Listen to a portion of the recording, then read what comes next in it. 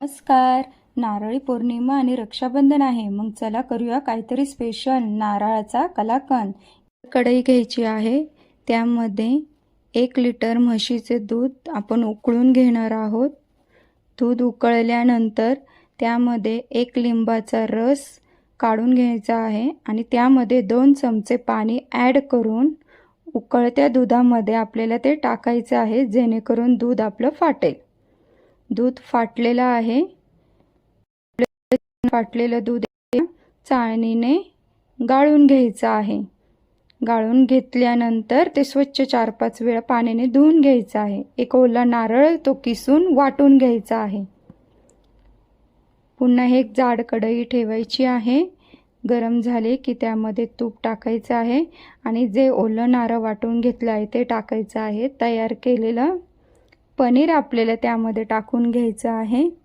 छान मिक्स करून घ्यायचं आहे आणि 1 लिटर म्हशीचं दूध जे उकळून गरम केलेलं आहे ते टाकायचं आहे त्यामध्ये आणि छान मिक्स करायचं आहे. आता आपल्याला केसर टाकायचं आहे. केसर ऑप्शनल आहे, तुम्ही टाकू शकता किंवा नाही.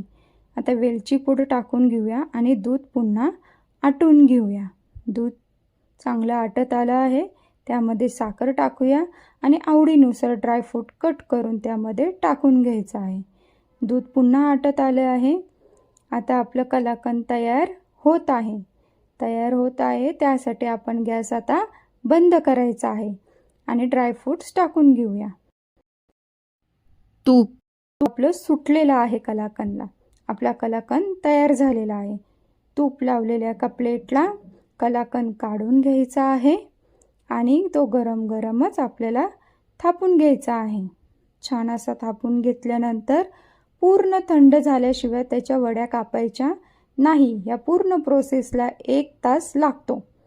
अशा प्रकारे आपला नारळी कलाकंद तयार आहे. रेसिपी कशी वाटली नक्की सांगा.